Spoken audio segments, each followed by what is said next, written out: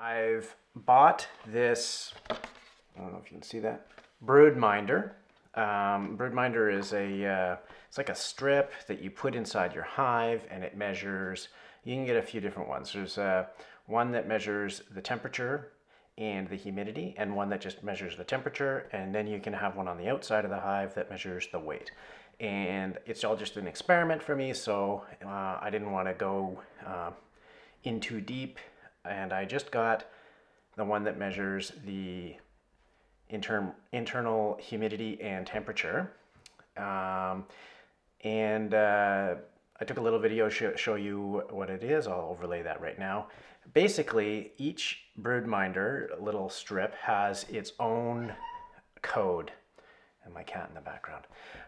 And that code corresponds to the hive that you put it in. You just sort of you take a picture of your hive, and then you put the strip in, and then you take your phone, and there's an application on your phone, and you go by Wi-Fi. I mean, you can really go expensive. You can get this hub and all that, and you can monitor your hives remotely from anywhere in the world, basically.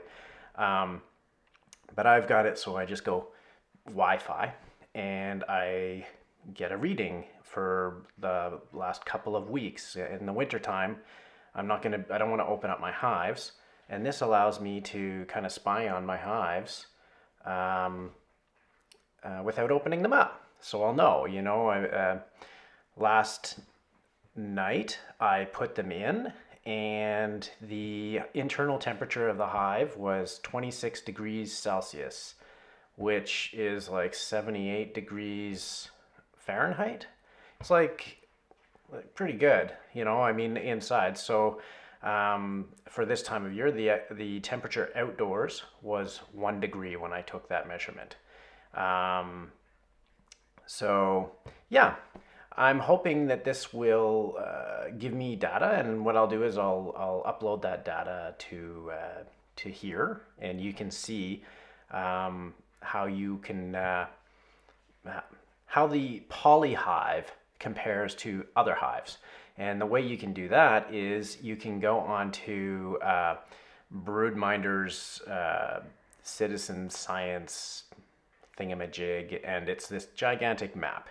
And on that map, there's a bunch of apiaries apiaries that have these Broodminder things in them. And you can say, oh, well, that the polyhive is this temperature at the internal temperature of the hive is this temperature at this temperature or latitude. Like it should be fairly similar. I'm in Canada, not northern Canada, but I'm in Canada, so it's a lot more north than, say, like anywhere in the States.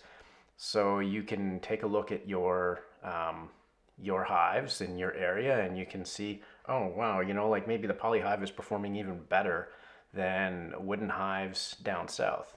I was actually surprised. There was a whole bunch of chit chat about how the polyhives have a whole bunch of humidity in them, and the relative humidity inside my hives was like 50%. It was between 50 and 70.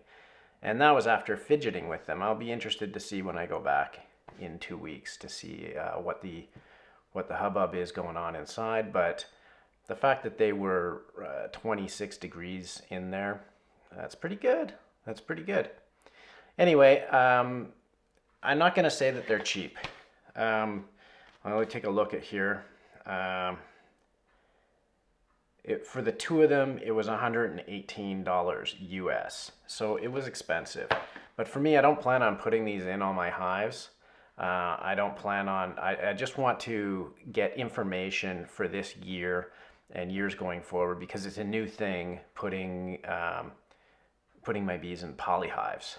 And there's a lot of controversy about the polyhive.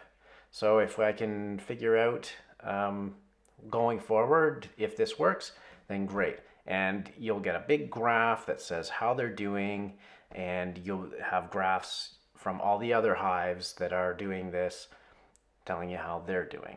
And I mean, it's not super it's not comparable to say what another hive is doing to another hive, but you can get a general picture by looking at all those different beekeepers' hives across the northern United States and Canada to see, oh, maybe poly's a good idea, or maybe there's a ton of humidity in these hives, because you can't fool the sensor.